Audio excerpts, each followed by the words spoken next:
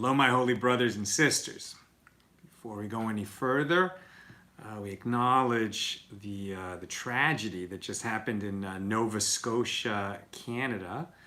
In case you haven't heard, there was a mass shooting. Last I heard, there were 10 people dead, perhaps more, many injured. And we ask God to heal the injured and comfort the grieving. This is the first time, I guess, we're hearing about this kind of a tragedy during the pandemic. There's just no words. There's just no words. And so we just pray, like I said, that God will comfort the grieving and heal the injured. And let's say Amen. Where are people tuning in from? Who's in the house? It's Sunday. The week has begun. May it be a good vach. May it be a good week. Hello, James. I know you're in from Indianapolis. Good to see you, my holy brother. Paula is in the house. Buckhorn Studios over on the YouTube side. But what's your name, Buckhorn Studios? I'm sorry. I know your name, but all I see is Buckhorn Studios is your handle on YouTube. All right. Where are we holding? We're on page 43.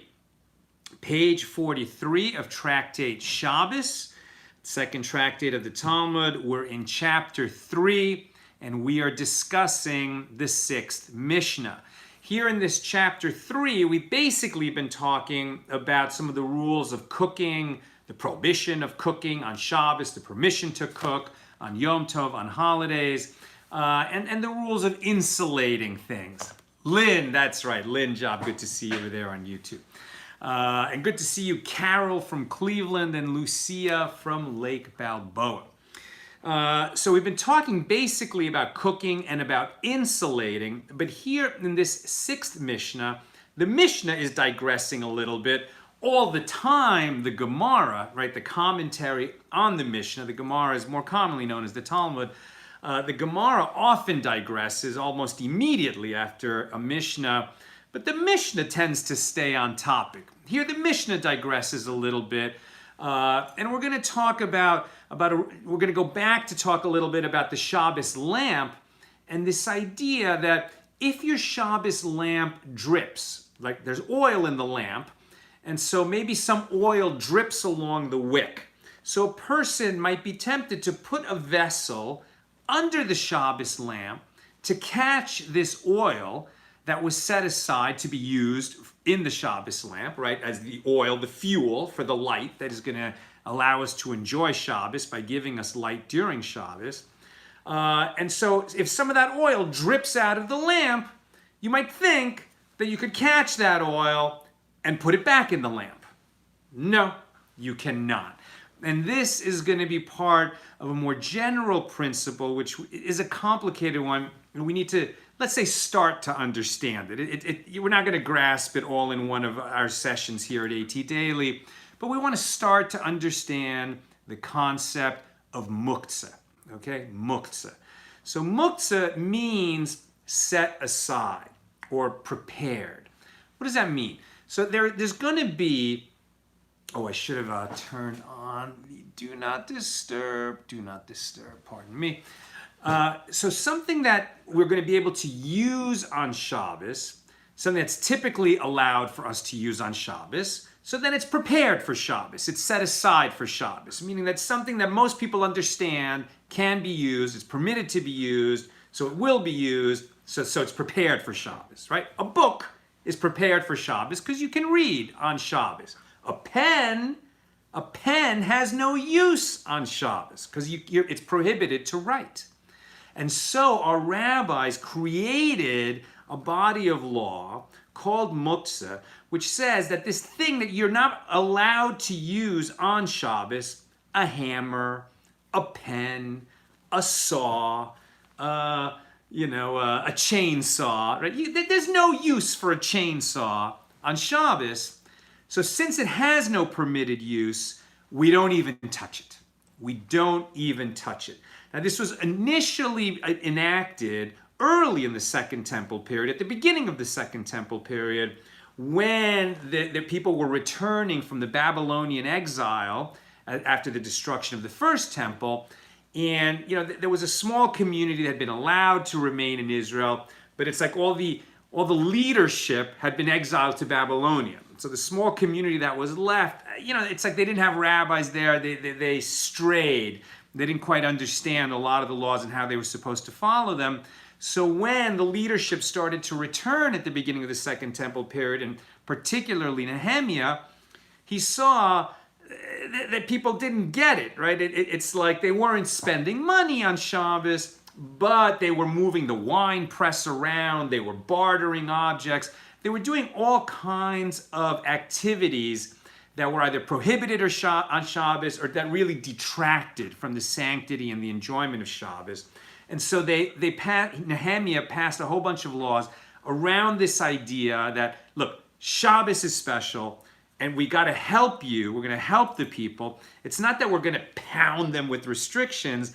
It's that we're going to make it easier for them to follow Shabbos, to enjoy Shabbos, and to not accidentally come to stray, right? So once you get this idea that the hammer, which has no use on Shabbos, you don't even touch it, right? You don't even touch it.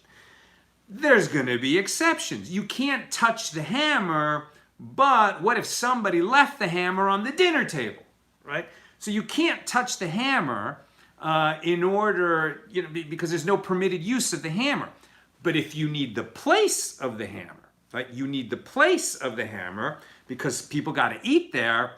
So then you want to move the hammer. But how are you going to move the hammer? You're not going to pick up the hammer by its handle, the normal way that they use the hammer, and move it over. You're going to acknowledge that it's Shabbos, and you want to get that hammer out of the way so that you can have its place without touching the hammer the way you normally would. So one way you might do it, if it's possible, if it's a lightweight table, you might actually, pick up the table and tilt it a little so the hammer will slide off, and then you'll just, leave it on the floor where it landed and not touch it anymore. Or, like this object, a lighter, on Shabbos, this would be Muktzeh. You absolutely cannot use a lighter on Shabbos. I normally hold it like this, so on Shabbos, if I needed its place, I might, sort of pick it up with my left hand in an odd way, an atypical way, to acknowledge that it's Shabbos. I'm just moving it because I have to. It's permitted to move it for its place, and I'll do that in an atypical way. All right, so that's the general idea of Muktzeh. There's going to be a lot of nuances of Muktzeh, so we're just going to discuss some of them. Now, we said that, okay, so one idea that we start with is that oil is going to drip out of the lamp, all right? Let's say that we didn't know oil was going to drip out of the lamp. It's already Shabbos, and we see oil is dripping out of the lamp. May we move a vessel, right, to catch that oil that's dripping out of the lamp? No, we may not. That oil that's dripping out of the lamp, it was prepared to be used in the lamp for that light. Once it drips out of the lamp, whatever use it's going to be used for, including putting it back in the lamp, it's not prepared for that. That's unexpected, atypical, and we can't do anything about it. We just let it drip. If it's going to ruin the floor, okay, so then we might get involved in because we want to preserve the floor from ruin. That's going to be a different situation. I'm not going to go into that right now.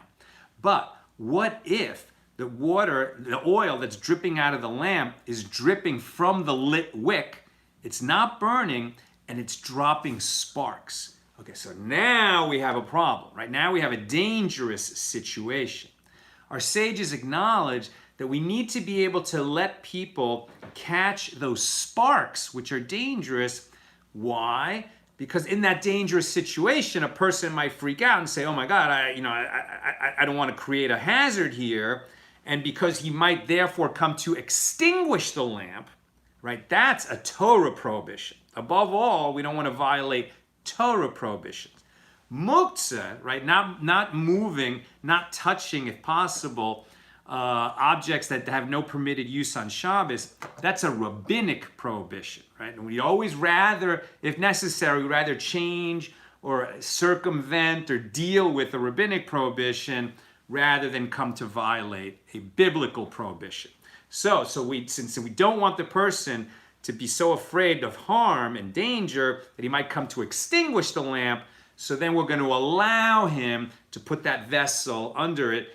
He's not allowed to put it there during Shabbos just to catch oil, but to catch sparks, yes, he can do that because we're afraid that otherwise he might come to extinguish the fire. That principle is actually going to be extended to a corpse. A corpse. God forbid we should ever have to deal with a corpse on Shabbos. But it could happen.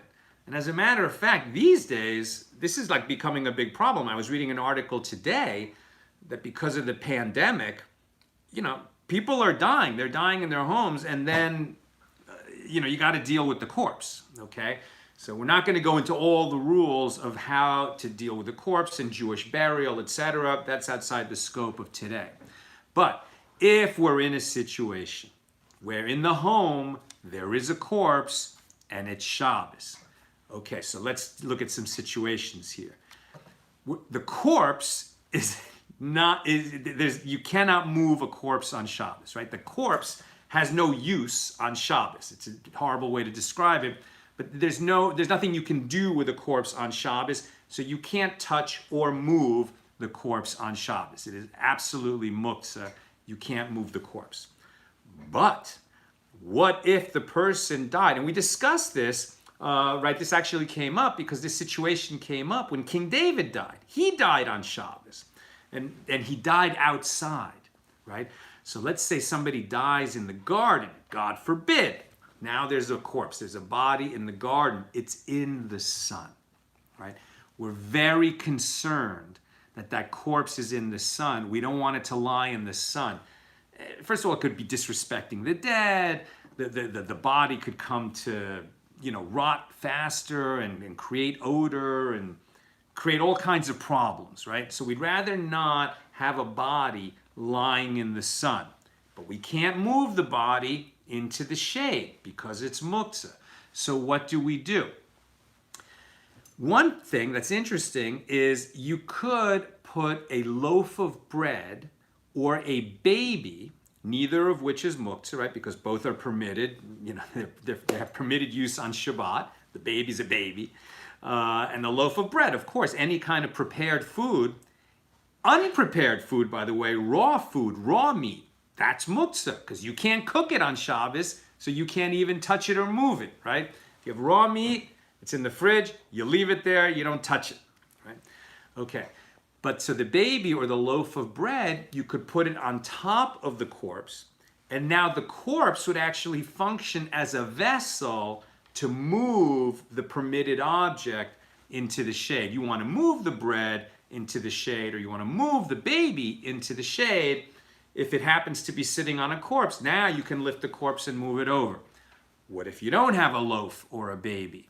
So now there's actually a dispute, and this is between Rav and Shmuel. So Shmuel says what you could do is you could put a bed next to the corpse and just roll the corpse onto the bed, and then you could move the corpse in the bed, and then you could put another bed next to the first bed and roll the corpse onto that bed, and then you could keep rolling it from bed to bed until it's in the shade. That is not the way we typically would move a corpse. It's atypical movement. The atypical movement honors Shabbat. We realize it's Shabbat, and we're not just acting the way we would if it was not Shabbat. So according to Shmuel, atypical movement is permitted on Shabbos. According to Rav, atypical movement is movement, and it's not permitted on Shabbos. But it was Rabbi Yehuda ben Lakish who comes along and says, okay, but if we're worried, right, about a corpse, and like you got to understand that this has a tremendous emotional significance for people.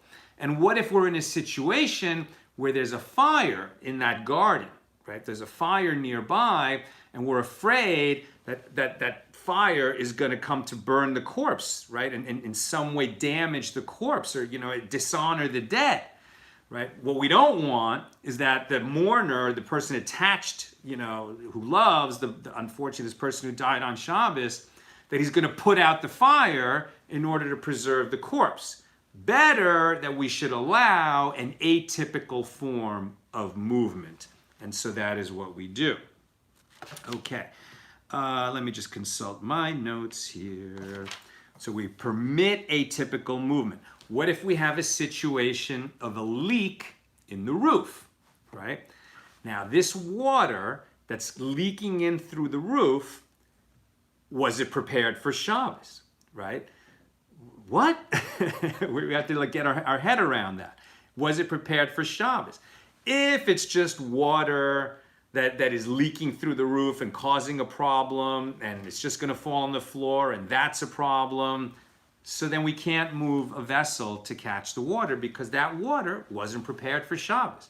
But we all understand that we can wash our hands on Shabbos, right? We can drink water on Shabbos. So if there's the least chance, just the least chance, that the water that's leaking through the roof could be used, you don't have to use it, but if it could be used for washing the hands or drinking, so then you can move a vessel, not because you're trying to preserve the floor from receiving this leak, not because you're trying to avoid causing a puddle, but simply because you're catching water that you could drink or use to wash your hands. If a beam in the roof breaks, right? So there's a beam up there. For some reason, it's like an old saggy roof, and now we see a crack in that beam. Now that's a dangerous situation. Right? What we can do is we can take a bed, like a bed frame, right, and stand it up underneath this cracked beam. What we cannot do is stand it up in such a way that it's going to push the beam back up. That we cannot do because that's construction, that's building, right? And we can't take this bed, stand it up under the cracked beam, and wedge it in so now that bed can no longer be used as a bed. Why? Because the bed, which was prepared for use on Shabbos, now we wedged it in and it essentially became part of the structure that's now holding up the ceiling. So now what we've done is negate the preparedness of the bed, right? The bed can now no longer be used as a bed. Now the bed has become part of the house. In that situation, it's as if you broke the bed. When you negate the preparedness of something that can be used on Shabbos and render it no longer usable on Shabbos, that's equivalent to breaking it, and breaking is something we're not allowed to do on Shabbos, intentional breaking. But what can we do is we can stand up the bed under that cracked beam, like within an inch. It's not touching it. It hasn't become part of the house now, but it will protect us in case that beam breaks more. Then it will come to rest on the bed frame, and that bed frame will become part of the house. But we didn't create that situation. The house created that situation. Hashem created that situation. But what we're doing is just standing the bed there to protect people, right? We're definitely always protecting from danger, but if at all possible, we're going to honor Shabbat, right? We're going to avoid negating the preparedness of an object. We're going to avoid thereby breaking the object, but we're going to protect ourselves, and we're going to do it using a vessel that was prepared, that bed frame. Another thing, if the corpse, there's that corpse in the garden, right? There's no loaf or baby that we could place on the corpse in order to move it into the shade. And we don't want to move the corpse, right? Ideally, we'd rather not move the corpse. There's not some bed that we can roll it over. Is there some other choice that we could do? Well, on Shabbos, we cannot open an umbrella, right? That is considered construction, right? When you open an umbrella, it's like you built a house, as it were. But what you can do is you can sit next to the corpse, and then you feel like, the ground is kind of hot. So then you put a mat under yourself. and somebody else could do that on the other side of the corpse. And then now you're sitting on the mat and you realize, well, now I'm hot from above. So, and let's say that the mat is sort of like, it's somehow rigid. Like it could be a bed of some sort, or it could be like a pool chair, right? You could put that underneath. You move it over because it's permitted to move that for your comfort on Shabbos. It's a permitted object, right? So let's say you move a pool chair, you sit on that next to the corpse. Two people do that on either side. Now you say, you know, I'm hot from above, right? The sun is beating down on me. So you bring over a mat to cover yourself, right? And then now you're just covering yourself with the shade. You're not creating a structure, but you've got a mat above yourself just to shield yourself from the sun. That's okay. And now if somehow my mat and your mat on either side of the corpse can be left in such a way that they incidentally cover the corpse, that we brought them over to cover us, right? So that we would be shielded from the sun. But the way they're left is that they now cover the corpse and we could just slip away. So we didn't build, we didn't construct, but in shielding ourselves from the sun, we created a situation that's going to leave shade over the corpse. And we go through this kind of rigmarole, right? Some would say, oh, come on, that's ridiculous. Just do what you're doing. But no, we don't just do what we're doing. We don't just say it's ridiculous. In every way possible, we're honoring Shabbos, right? And we don't violate Shabbos unless it's an emergency and to preserve life and death, right? And that's the key. Because the whole idea of Muktzeh is to honor Shabbos, is to make Shabbos truly a day of rest. And if you imagine, some people don't work. Now, formerly, 2 months ago, we're like, what do you mean people don't work? Everybody works, right? Everybody works in some way. They do something. But the Talmud points out that some people don't work, right? And so if there's a person who just doesn't work, then how is Shabbos different for them? Answer, well, candles are lit, right? And a beautiful meal is made, and we make a kiddush over the wine. We sanctify the day. We say special prayers. And for that person who doesn't work, still there's going to be a bunch of objects that he or she cannot touch because they are muktzeh. And that's another important way that we distinguish Shabbos from the days of the week. Formerly, this only applied to, I don't know, just super wealthy people, who just don't do any work. I mean, who are such people?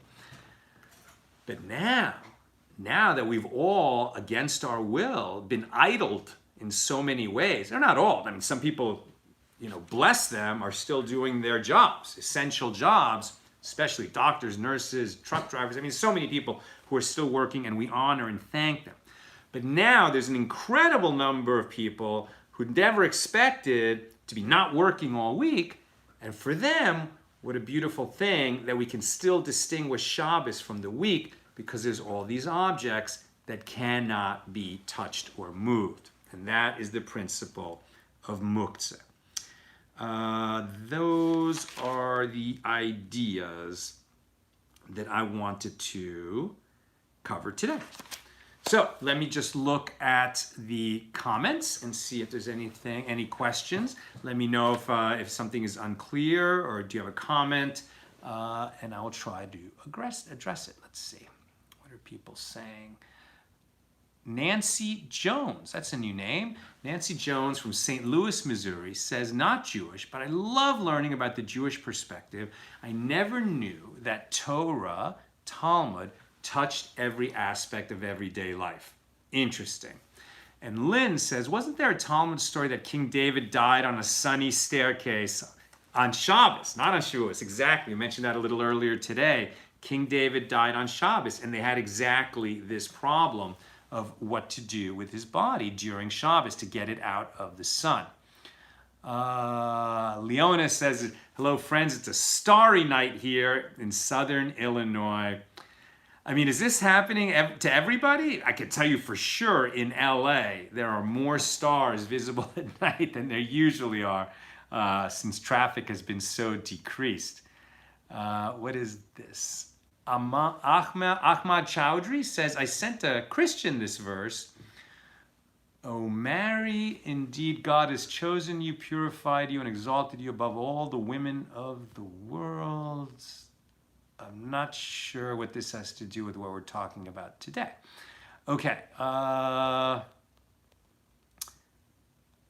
Is fishing for pleasure forbidden? You're asking on Shabbos. Are you asking on Shabbos or normally? What an interesting question. For sure you can't go fishing on Shabbos, right? You can't go fishing on Shabbos because what are you doing? I mean, you're, catching fish, which the normal purpose of that is to eat. That's for sure going to be a forbidden labor on Shabbos. I think you're asking, because I've had this question before, is can you simply fish for pleasure? I mean, can you kill fish for fun? Is what you're asking. And of course, a lot of fishermen would answer, well, we don't kill them, right? We catch them and release. Once, I'm sorry, Leona. I researched this question and I cannot remember what the answer is. But I will say that the Torah is actually quite emphatic about not causing pain to animals, right? And one of the laws is, if there's an animal that is burdened, and it belongs to your enemy, right? But he needs somebody to help him unload the animal so that the animal doesn't suffer, then you have to go and help your enemy do that. And in fact, you have to help your enemy unload his animal even before you help your friend unload his animal. So there definitely is tremendous regard for living things. And this, even in an ancient religion, an ancient system that had animal sacrifice, right? We're permitted to eat animals. We're permitted to bring animals as a gift to the Lord, but not anymore because we don't have a temple. You can't just sacrifice an animal because you feel like it. There is no place to sacrifice animals anymore. It hasn't been for 2,000 years. But even when there was sacrifice of animals, you could not cause pain to an animal for your pleasure and for your fun. It was only for permitted purposes that animals could be killed. So in terms of fishing, I suspect that because you can kill fish to eat them, there's not a general prohibition on killing fish at all. If it's even possible that you would eat it, even if in the end you don't eat it, that's a different situation. That's what I've got for us today. But the general takeaway from today is that Muktzeh is a principle that the rabbis created. It was another one of the fences around the Torah, and really its purpose is to make Shabbos special, right? And so the objects that we cannot use on Shabbos, we don't even touch them, we don't even move them. And so what this causes, first of all, it creates another need for Torah study. That Torah study is not just, intellectual exercise, but here understanding, you really have to understand these principles so you don't come to violate the laws of Muktzeh unintentionally, right? You need to know them. And second, what else does it create? It creates that you have to prepare for Shabbos, right? You can't just like work hard all week, and then, 10 minutes before Shabbos, all right, I'll turn off my computer, come into the room, and oh yeah, it's Shabbos. Right? You got to plan. You got to think Shabbos through. Right? You got to have lights ready, you got to have food ready, you got to have the table set, and you got to put the things that are not for Shabbos to the side. Right? Things that are prepared for Shabbos should be in a place for Shabbos, and the things that don't have a place for Shabbos need to be put away. And that cannot help but enhance and beautify and elevate our enjoyment of Shabbos. That's what I've got. Wishing you all the best. Big love from LA, my holy brothers and sisters.